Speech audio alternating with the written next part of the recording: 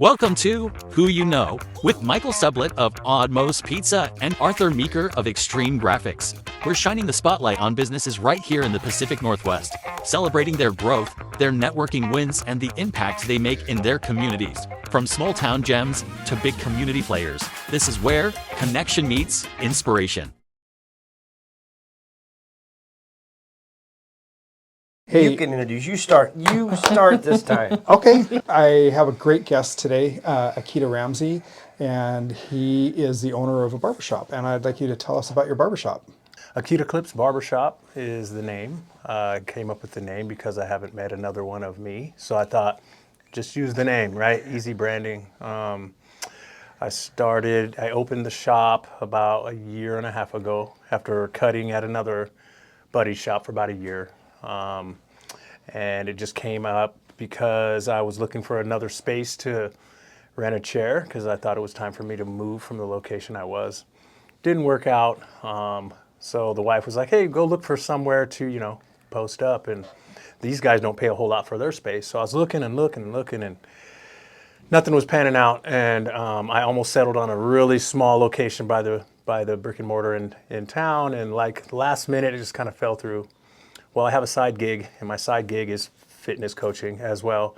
And I had one of my clients do his regular weekly check-in, and I got off the phone after telling him what he should adjust. And then I thought, wait, he has properties, right? So I called him back. I was like, hey, you got something small, maybe 800 square feet. He's like, no. He's like, I got about 1,200 up in North Albany on Hickory Station, in the barn. And I thought, well, I don't know if I have North Albany money, right? Well, he made it really affordable for me to actually start there. Yeah. And we opened it up and didn't necessarily have a plan. I just had a room with some keys and a couple of guys and some chairs. And I just thought, all right, guys, let's just love on people and do really good haircuts as well as you can do it, And so I did a lot of free haircutting, against some of the business owners that I knew. They're like, you don't want to do too much free. And so, we did that anyway. And I just continued to, again, just love on people, kids. Three of the things I wanted to do with my barbershop is make babies, women, and seniors feel comfortable, right? Because we can get our hair cut in a closet. Like, we don't really care, right? You know what I mean? And so, because, I'm a family man, I've had kids and have kids and, from all the ages from 11 all the way up to 29. And I've been around kids and babies most of my life. And so the spaces that I'm in, I like it to make it that way. Yeah. And so, yeah, it grew fairly quickly, and I started with 2 barbers. I now have 9. Wow.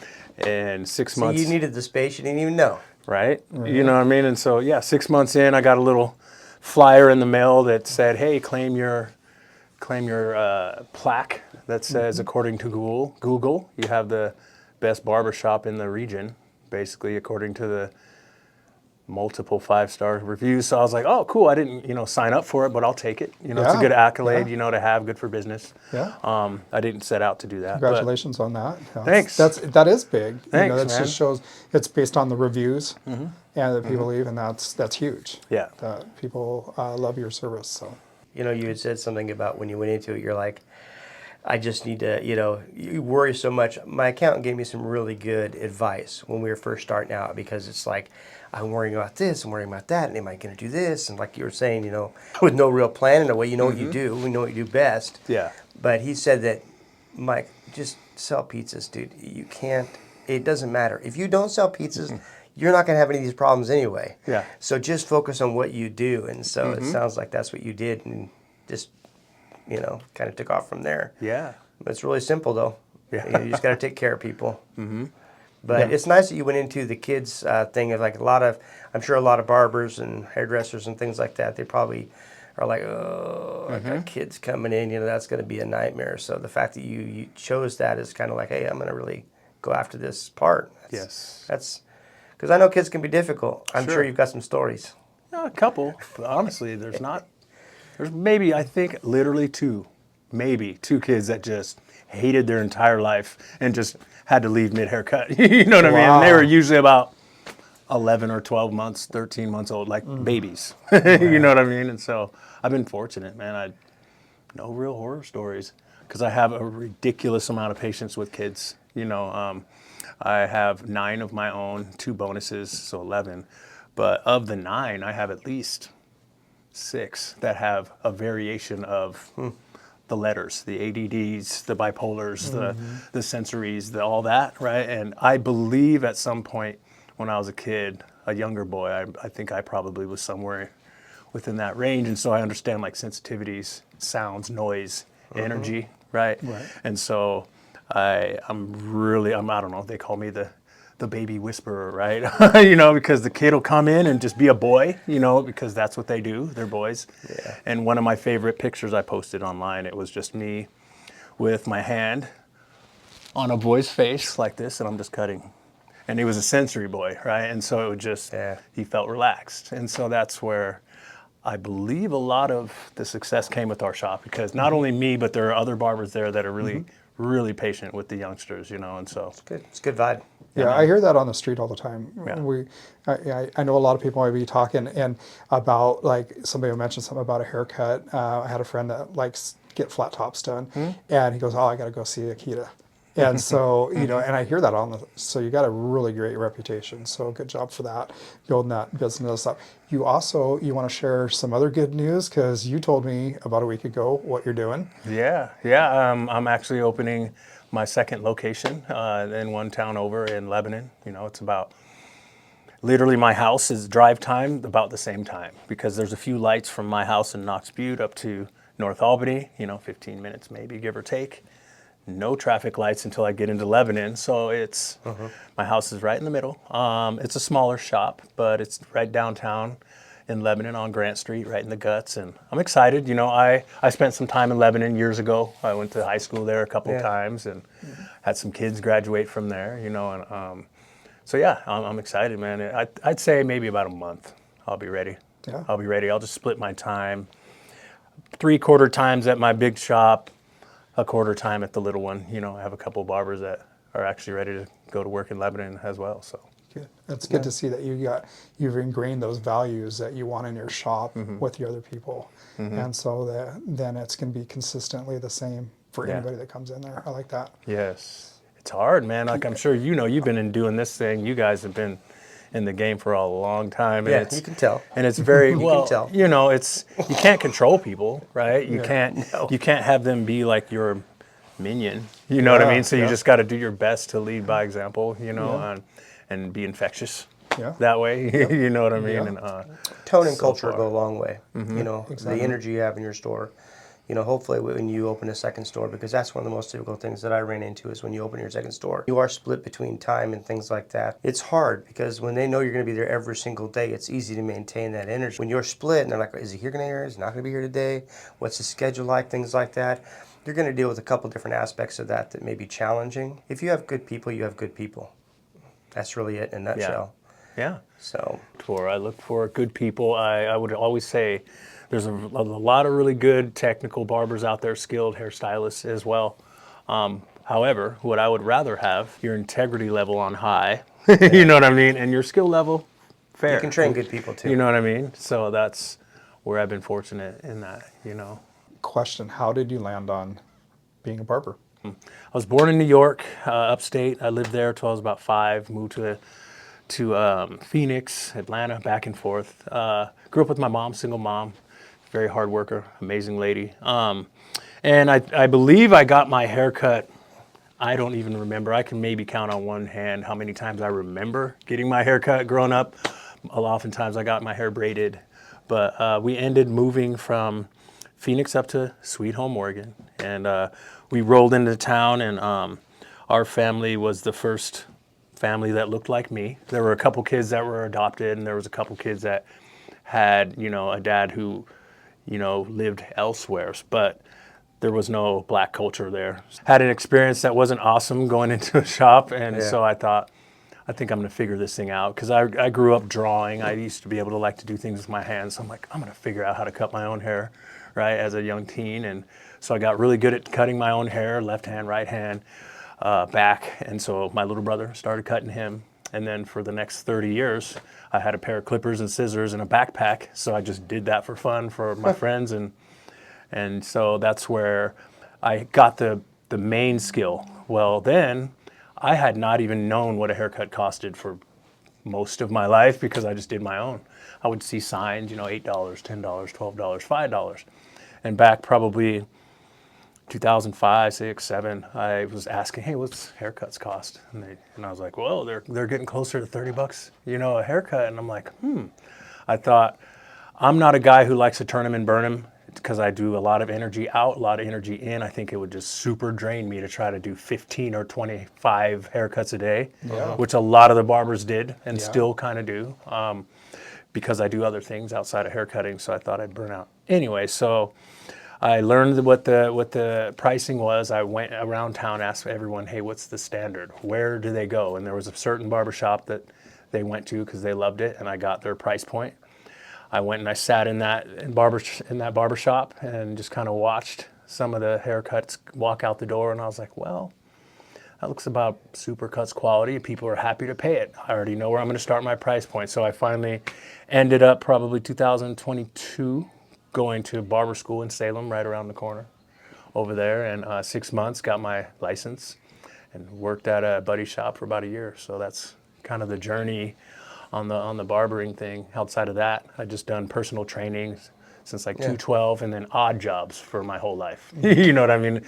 Manual labor jobs, construction jobs, sales jobs, but I didn't really love any of them. You know, we have to pay bills, so you have to work. So right now, I love what I do, haircutting. I love the fitness coaching. Sounds like you fell right into exactly what you're meant to do. So that probably feels good. Yeah, dude. To know you can actually do something, make a living at what you naturally are drawn to. That's cool. But that's neat. I mean, it's super exciting to hear that you're growing. Other things that I know about you is you like to mentor people, and I think some of the mentorship comes from your life growing up. You had some difficulties growing up and some challenges through life, and through those life experiences, you're able to mentor people and steer people that sometimes have a little bit of trouble and stuff. Do you want to share a little bit of that with us? Sure, yeah. I can talk about a few of the struggles I've had in my lifetime. Was obviously the feeling of instability from moving around a lot just because we had to. So there was that aspect of constantly having to make new friends and, you know, kind of like a marriage layer kid. They experience that kind of thing a lot. There's this. And then at a young age, I got introduced to alcohol. I think the first couple sips I had, I was 7. I was probably 10 the first time I actually drank enough to feel it. But I didn't get into it until about 17, when I was no longer living at my mom's and living with friends, trying to finish school, and just didn't have a lot of boundaries there. So I picked that bottle up, you know, with the kids playing football, and just did what every other kid was doing at the time. And I ended up going deep into like alcohol addiction, you know, off and on, probably from 17 till mid 30s. So there was 20 years of a lot of ups and downs.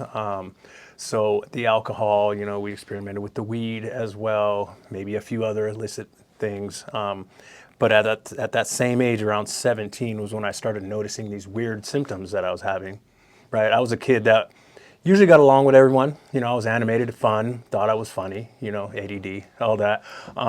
Life of the party kind of vibe guy. And I remember waking up one day and I just felt in the fog. I just kind of, maybe it was just a long night.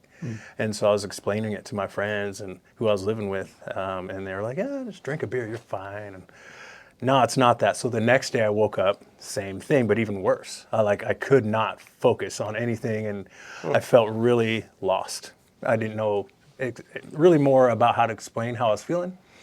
And so again, tried to explain it to them. Oh, you're just stressed out. Go drink. I'm like, no.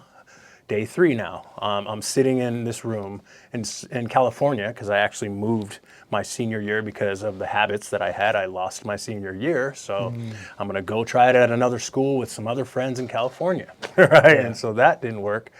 3rd day, I couldn't leave the room. I felt trapped. I was just spinning on a loop with thoughts. I was just lost. And so I thought I'd better figure out how to get back to Oregon, maybe go find my mom and try to figure this out. So long story short, I had these symptoms. I came back to Oregon, I had these symptoms for about 2 weeks. I just could not function. And I just felt like my brain was broken. And I remember finally about 2 weeks, woke up, started feeling normal. Energy is up, focus is better, and I felt myself, right? And so I went on that ride for about every few months. It would happen to me. And then finally, it was really bad in the New Year's of 97.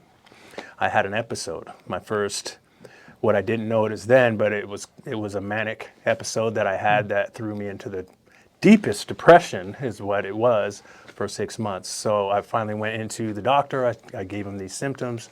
They said, oh, you have bipolar depression, or no, you have depression, major depression, not bipolar. So they treated me with meds, and none of the meds ever worked. For me, it was either just time. Time would go by and I'd feel normal for a period of maybe a couple of years, or it would be every 6 months. It was those symptoms would come, and so then I'd pick up the bottle because the pills didn't work, right? So we know the drill, right? The self-medication thing. And through all that time, I'd experienced back injuries and things. Also, at this time when this is happening, from 17 to about 19, in and out of jail, the drunk, violent guy, the MIPs, the DUIs, all of those, However, in Lynn County, the sheriff's department and the police officers, they were always pretty generous to me as far as like, Akida, what are you doing? We know that you're better than this, get it figured out, as opposed to maybe being a young black man in a small community where you could get treated a certain type of way where, it could be bad. So I personally had really good experiences with law enforcement. So it gave me encouragement, and it gave me a better sense of authority. I didn't have a problem with authority. I actually, anytime I messed up, I'm sorry, my bad. You know what I mean? I didn't have a problem with authority because they loved on me. They remember my mom moving into town with 5 of us and no car, roofing houses for a living. Like that's what she did.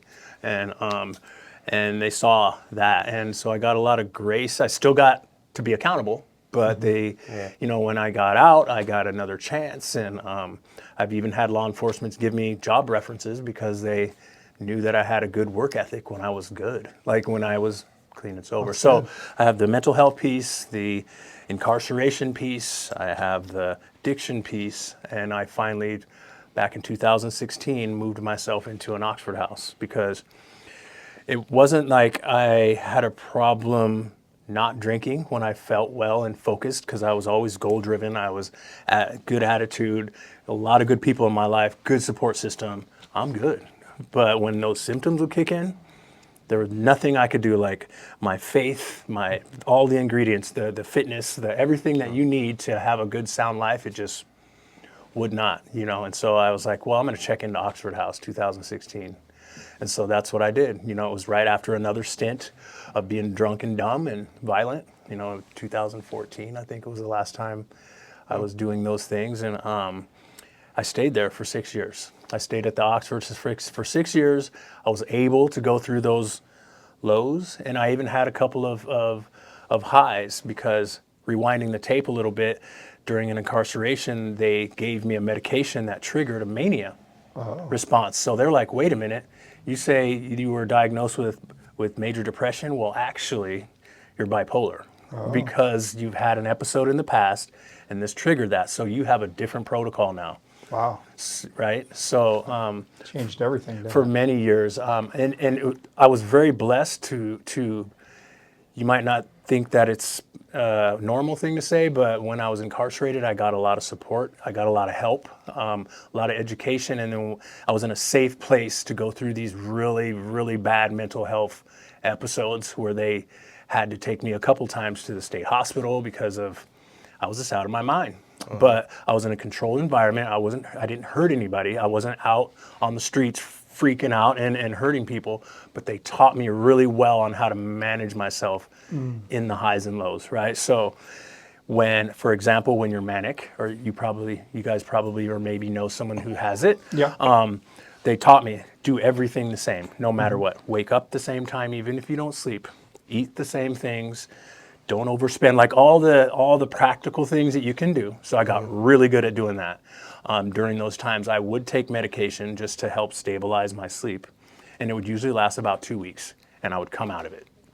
And then I would use that energy to focus in on the things moving forward that I need to do to stay healthy. Get myself into counseling, go into the gym, eat healthy, do the things, because this energy is not going to last long, and you may end up into a depression state if you don't manage yourself well, right? But it took me a few years of trial and error to figure that out. So now I'm at Oxford, I'm going through my highs and lows. While I was there, I got introduced to the sport of bodybuilding by an older guy in the community. I ended up actually competing and doing really well. I hired a coach, Courtney Oling, helped me do my first show. And I ended up winning multiple divisions, multiple classes. I was a natural guy, so that felt pretty cool. By this time, I've had 2 back surgeries, 2 knee surgeries. And so it was something that healthy that I could focus on, right? Yeah. While I was living at Oxford, it was encouraging to people to see me do that while going through the things that I went through. The accolades were cool. However, for me, what I got out of bodybuilding was you can do really hard things when you have adversity, against you. I was facing all the things. However, there are some bodybuilders, and I've had stages of it where you're so focused in on your prep that you feel like the world owes you something, or you don't show up for your relationships, and you have to say no to a lot of things. So over the course of the years that I've competed, I've done 6 shows. I went pro. My 5th show, I went pro. So I became actually the only pro to ever come out of Lynn County. And it felt good because I, again, was a natural, right? And so you're going up against guys who are shooting a whole lot of things, you know what I mean? And so I thought, man, that's pretty cool. But I'm going to use that, again, as a good accolade for coaching, a good accolade to tell a story. I wasn't the guy that was a musclehead that you see a lot in that sport. Those people that don't know me don't know that I'm actually pretty insecure when it comes to showing my body off. This is something that came from when I was about 16, 17, I started to develop. And I remember going to the lake in Sweet Home, and guys would come in from out of town, and I'd have my shirt off, and they'd be like, oh, well, that guy thinks he's tough. Let's test him, right? Yeah. So from a young age, I would cover up a lot because I didn't like coming off that way. And people were like, well, you do bodybuilding. Well, it's different, right? Kind of like an extrovert that knows how to do a speech. Yep. They just zone out and they do the thing, right? You know what I mean? And so, but it's been really, really cool to go on this journey. I'm still not completely retired from the stage. I think that I want to make it a goal next year when I'm 50 to compete again. But I learned to not rush the stage. Don't sacrifice your family, your relationships, your business for this hobby that could open doors, right? And it has. It's got me in rooms like this. It's got me into the Spirit Mountain Casino where they asked me to come. Yeah, you just did a speaking. Do a motivational speech out there just to share like what I'm sharing here, And it feels good to be able to finally know that those struggles, can help. With that, is there one thing that you would share with our audience that, if they're going through that same type of situation or a different type of situation, that you would share like something motivational to kind of guide them? Wow, there's so many nuggets, right? There's so many nuggets. To come up with one, I would say, be honest about what you're going through, especially as a man. In our culture, a lot it's not necessarily encouraged to talk about the things that you're really going through. I learned early on that accountability is good, vulnerability is better. And when you can understand the value of both of those, you'd be surprised of the community and of the help that you can get. So for me, I was honest a lot. I was vulnerable a lot, and it helped me. It helped me in those times where, I felt helpless. And so there's that piece. Also, there's the spiritual side of things. I am a man of God. I had an amazing experience, encounter when I was 16, living with my godparents who have passed. So living in foster care actually for about a year. Me and my siblings, we went in to live with our neighbors from Sweet Home, who are amazing foster parents, pastor and wife. I think our kids, so there's 4 of us, ended up in making a house of 13. And so it was church, because they owned the church down in Foster. They owned that, so it was church on Sunday a couple times. On Wednesday, there was church midweek cleaning up. So there was a lot of churching. However, the dynamic of the mom and the dad and all of us 13 kids, it just worked. It was really good, because again, mom had to work. Oftentimes I was just helping with the kids at home, trying to figure it out, and so there was a lot of, chaos sometimes, being a boy trying to help with a family. So when I moved in with them, we went to church, and I just went because I knew I was supposed to. I didn't really have an encounter. I was like, I didn't know if God was truly real. However, so I asked for some prayer one day when I was 16. I'm in church. Anyone need prayer? I was like, yeah, my back hurts, because I had poor posture. My back always hurt, right? And so they called me up to the front. They sat me in the pew. I remember Pastor Dennis, he looked at my feet, picked them up, looked at them. I didn't know what he was doing. Set them back down. Had the deacons and everyone praying for me, and he just said, all I want you to say is, I believe and I receive. And I was like, okay. So they're praying for me. I'm repeating, I believe, I receive. And then I remember feeling kind of like goosebumps on my spine. So I remember tightening up, and I was like, right? And so they said, believe, receive. They finished the prayer. He picked my feet up, looked at them, and still didn't know what he was doing. He said, okay, get up. I'm like, okay. So I'm getting ready to do the whole back hurts, get up vibe, right? Well, I get to the end of the pew. I go to stand up, and my back is completely loose, pain gone. So from that day on is when I became a believer, that Jesus is real. I had the best year in high school that year. I had the best grades that I've ever gotten. I just prayed. I read the Bible. I didn't really know what I was doing, but I knew that I was walking the walk as much as I was modeled it. And so, again, the best year at school, I was the prom king, and I was the slam dunk champion. I won the talent show that year, sang for the community. So it was like awesome. And the next year, we tried to make it work at my mom's, and there just wasn't space. So I went to go live with friends, and then I slowly walked away from God until I was 30. And I'm 30, and I'm sitting in jail, complaining about maybe my life, how it went. And I thought, well, you need to figure this out, because you have kids out there now, and you're up here complaining about what you didn't get. So so from about age 30 is when I began to grow. I began to get over the past, forgive things from my past, and be more accountable. And I went on a journey from about 30 till now, about 18 years of, pressing into the faith and doing well, and then losing focus from my faith and crashing and burning. So, I would say outside of the other wisdom, those that, are believers, lock in. Yeah. And because I'm telling you right now that I've tried it all. I've tried the pills, I've done the things, I've done the exercise, I've done the diets, I've done the therapies. Personally, I know that faith is real. I know Jesus is real. And so I know, it's interesting. I pull a lot of words out of the stuff you say, between, I like the fact that when you're young and you're dealing with a lot of the police officers and things like that, that, it's unlikely that you think that an officer will help you, and that, to have that, to learn grace, and to learn all of those different things. And you've come through discipline, you've come through a variety of different things. It's fascinating to listen to just your genuine element. Like I feel like you've really lived it, like felt it as you've gone through all of it at every stage.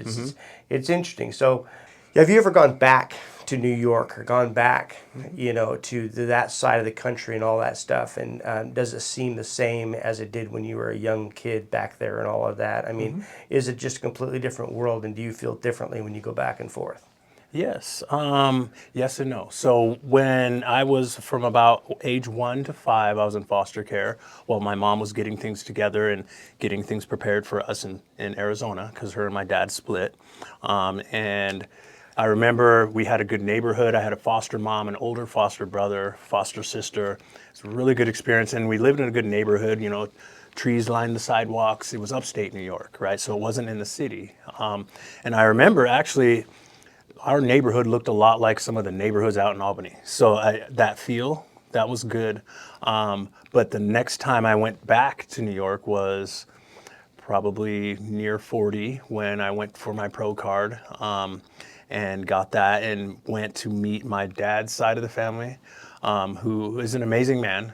Mom and dad split. He didn't know where I was at until I ended up in Oregon, and he found me. And as a teenager, and he did his best. He came out, I met him. He was cool and tall and did taekwondo, and mom would always tell me what a great man he was, maybe compared to the other kids as dads. And so I remember when I went back there was a lot of emotion. There was a lot of disappointment. There was a lot of excitement because I grew up with mom, siblings. That's it. That's the only family I ever knew, until I was, into my 40s. And I remember my favorite movie being Antoine Fisher, because there was a boy who was in the system a little bit. He had an anger problem. He met a counselor. The counselor said, go find your family. And I just wanted to know what it felt like to know cousins and uncles and things. And so I remember I went and met some of my family, and it was awesome. It was just like that. I got around them. I was like, okay, this is where I get a little bit of meanness from, right?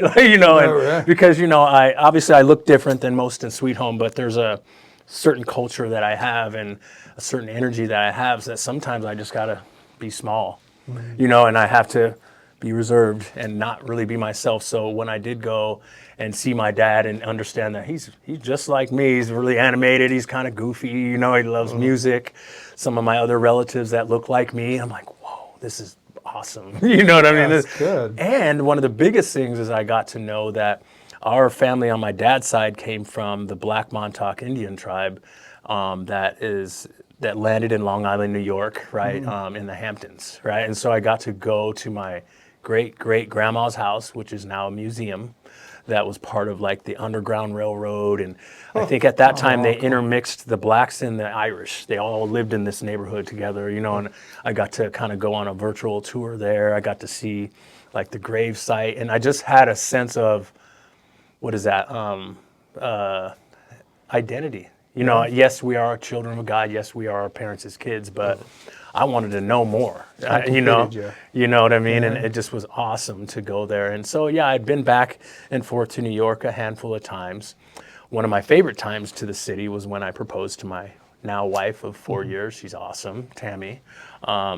Met her kind of just in the coaching realm. We kind of knew each other from our past. And it was her birthday, and she wanted to go to New York. So I'm like, okay, sure, we'll go to New York. After we'd been dating for a handful of months, I thought, she's the one. And we ended up going to the Empire State Building and the 85th floor.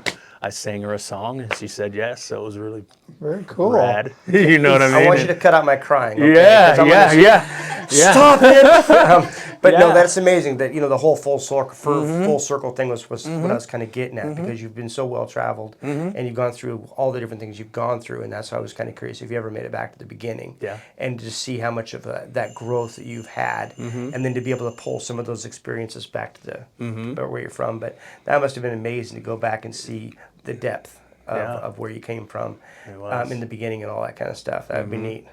That I think that all those experiences really framed you to be the amazing person that you are, and the mentor that you are. Because I hear that from other people all the time, that you got to talk to him. He's really, and you're so mellow and easygoing and stuff like that. So I can imagine you as the wild youngster. But I think mellow comes with age, so we all sort of mellow out a little bit. But you talked about going on stage and stuff, and you just did that public speaking over at the casino. What is that something that you want to go after more, or?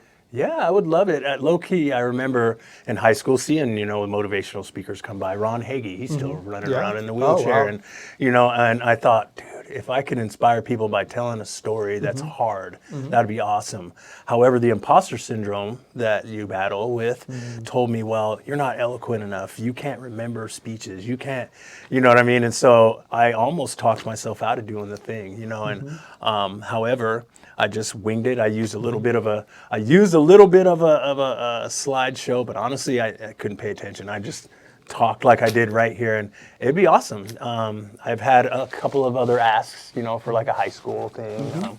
I just recently got involved in children's ministry at the church. I've been in men's ministry, just kind of helping coordinate things, ushering, at a small level. But now I feel like, ooh, I'm going to be able to maybe make an impact with the kids. Yeah, it just takes practice. Yeah. Not everybody is born with being able to just jump out there and talk to people, and that is a true thing of forgetting what. It took a while for me to get comfortable being in front of camera, and I still get nervous when I have to talk. And believe it or not, I do. And especially and it's funny. I'm comfortable with people I know, but when I get around strangers and there's a room full of, and they're all staring at you, like, what's he going to say? And but you have some great mentors for you for that. Courtney's sister. And Courtney's mom, Bonnie Miletto, and Carmen. Those are public speakers too that you could always reach out to and get some tips from them and stuff too. Well, I've never heard about the imposter syndrom thing because that's huge. I poor mouthing is what I've always done. Okay. Like the whole I don't want them to see me coming, things like that. But the imposter thing makes sense because I tear myself apart with the whole like like this, and you're overthinking this, and you start going down this cyclone of like, there is no way I can do something like that. And what's funny is I get on Arthur, and he's like, I'm doing this, I'm going to be doing that, and it gives you kind of that inkling that you can do something like that. And then having you sit in front of me and talk about all those different little hiccups you've had throughout time, it's kind of like, okay, it's possible, and I think that you have a great message. So thank you. I don't know, it's interesting. I think that is something that you should go after because I think you have such a great message to share with everybody out there. And I think you will make huge impacts on the life of youngsters because and adults. Adults struggle too. So I think that's really great that you do that. I just want to be able to slam dunk a basketball. You said you slam dunk jam. I was like, that's just good. I love basketball. Oh, okay. So would you have any sports that you played specifically or just? Yeah. I dipped into Sounds like quite a handful of them. I've had small stints with a lot of them. Soccer, as every boy does. My first love actually was basketball as well in Arizona at the park, at school. Loved it. Came up here, was hoping to get on the team, and there was. They basically had tryouts at Sweet Home, and I was good enough. I would say I was an average basketball player, right? Good athleticism, but just average. However, I got cut because I couldn't make all of the tryouts, so I was only able to play like one season before that. I also got into track and field, only actually because I thought I'd be a good pole vaulter, which I ended up being trash at. You know what I mean? I was afraid to bend. I was afraid to bend the pole. I couldn't do that. But I was a jumper, so I did high jump. I was pretty good in the district as a high jumper. I actually picked up a javelin one day. I was like, let me try that, and I kind of stood there and I tossed it. And Coach Snow at Sweet Home said, "Good job, Jeremy." And Jeremy was like, that wasn't me, it was him, right? And I actually ended up being the best javelin thrower in the district on accident. I didn't know that I had an arm for that. And I thought that, this is my junior year, I thought that I would be able to maybe even make it to college because I remember throwing against a kid that went to Lebanon, and he ended up going to Oregon for a track scholarship. So my senior year, I went over to Lebanon and played my first year of football. I had no idea what I was doing, but it was fun. And I was on a really good team back in the Ned Stern days. If anybody remembers him, he was a beast. They were Valley League champs multiple years, and they didn't know really where to put me. They started me with the running backs. I didn't really know what I was doing. They put me in. I ended up with the linemen. So at that time, I was like maybe 180 pounds. Those guys were averaging 320. And so they just said, shoot the gap, Akida. And so I remember it was really inspiring because remember I said I was living with friends? Yeah. Well, I went to daily doubles. I went to camp. I went to all of that. And then I found out I was ineligible to play. And I was like, why? And they said, because you don't live with your mom. And so then they said, and I remember tears. I was just like, I was wanting my whole life to play, and now it's senior year, and this is the last go round. And Coach Tomlin was like, don't worry, I'll go to the board. I'll appeal it. You should be able to. I know your situation. And I was like, okay. A couple more weeks go by, a couple more games go by, and he sees me again after practice. They said, no, Akida. And there again, another disappointment. I'm crying. I'm like, come on. I can't believe this, another thing, you know, and finally he's like, no, we're going to the state. And so he took my mom, and we went up to the state in Portland, and they gave, you know, my story. And I remember he's coming out, and I was like, yeah, well, I guess it's going to be another no. And he was like, well, Mr. Ramsey, you're suiting up tonight. You know, you're running kickoff. And I was like, what? I get to play? And I remember it was my first game against West Albany. And we had really good defense that year. However, that day, I broke the record in sacks for the season. I had 3 sacks in one quarter. And I got the first tackle on. So I just had fun playing football for, I think, 3 or 4 more games, you know. And so I did that, and obviously working out in the gym. So, yeah, a little basketball, a little track, a little football. That's cool. It seems like the inspirations are kind of like your ADD kind of stuff. You know, Dude. it's like, you know, these moments in your life that you've taken full advantage of, and it's just like you bouncing around like that. That's kind of cool. It's fun to have that kind of experiences, though, that you're just willing to be open enough to just go after it. You know, when you do something, it seems like, and especially now with opening your second location, and you know, it's like it's just kind of that same pattern of just wanting to go. But Well, it's time for our rapid fire questions. Speaking about going, Yeah. So, so I just kind of wing these questions, and just real simple answers or whatever you feel like saying. So we'll just start out: coffee or tea? Tea. Tea. What's your favorite food? Mexican. Chevy or Ford? Ooh, depends on if it's a car or truck. There you go. I'd say Ford car, Chevy truck. you can get specific. You could say a '56 Chevy or whatever Ford. Yeah. We're all right with that. Just don't say Cobra. Although I drive a Tundra, but that's okay. We had somebody in here, and he mentioned that he has a Cobra tattoo, and Mike was just all out because he has a real Cobra. So It's not real. that's close enough. So, do you prefer a nice walk on the beach or a hike in the mountains? Definitely walk on the beach. Are you a tent camper or are you a RV camper? They call that glamping. Right? Yeah. Honestly, I'd have to say tent because I haven't really done a I lot was of going to say glamping. I didn't get the feeling, but I didn't get the impression that you Well, were. but you never know. But I probably would turn into a glamper. Yeah. Because in Arizona, we camped all the time. I camped a handful of times, which is crazy for being in Oregon. So, Nice. yeah, probably Basketball or football? basketball. Good. What is your favorite color? Variations of blue. Variations blue. Nice. And if you're to have any dessert in the world, what would it be? Ice cream. Ice cream. Yeah. That's it. That's all I got. Yeah. What's a goal? What's a goal for the future aside from you opening the shop that you have coming up now? What's that look like? One goal? Yeah. Or Wow. you could say a few. Okay, yeah. Coming out of debt like we all love to do, and owning a couple of properties. That's the next big thing. You're an inspiration to everybody. Thanks. To me, I enjoy talking to you. I've enjoyed our relationship, and it's always fun to talk to you. So thank you very much for coming on our show. I appreciate Really you guys, enjoy it, man. yeah. And you too, man. You know, don't be shy because you've been in our community for a long time, helping a lot of people, and now you're doing some mentoring yourself, business mentoring. I'm curious to hear more about that, but you're solid, man. Same thing with you. I've always heard Arthur ringing. And wherever I can be in Salem, I can be in Eugene, and Extreme Graphics. Arthur, you're the guy. Well, it's really nice to be on the other side than being on the front page of the paper for something bad. No. I was going to ask you. I think what's so funny is you've conquered so many things, and I've been wanting to ask you this the whole term. Is what are you afraid of? Is there anything that you're actually afraid of?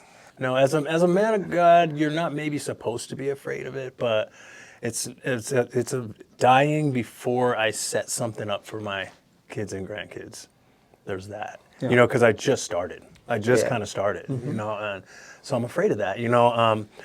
Now that things are going good, and then you're going to get in a car wreck, and now, you know, I've you noticed know what that I with mean? a lot what you've said. You know, is Yeah. you've had really good spikes and things like that, and then something kind of derails that. And so, nice to know that you've got a good foundation now. It seems like you really have got yourself in a good place, and so that was it's good to hear. And you know, glad Tammy said Yeah. You know, Yes, she's awesome. Yeah. it's so good to see. I watched it grow from when you first got the barbershop. Yeah. And I remember when you were down on First Street in that little, you rented a chair there, didn't you? Is that where it was at? And then I remember you telling me about the North Albany location, and it's just phenomenal to watch it grow. And it just seems like always busy going in there. I mean, a lot of people going in there all the time, and people always doing shout outs for you and stuff like that. Just When does absolutely love 11 and 1 actually open? I'd say about a month. About a month? About a month from. When they circle back to us, let us know what's happening, keep us posted on stuff. And I'm about 7 weeks away. Hey, let's go. I'm due pretty soon, so I got to get in there.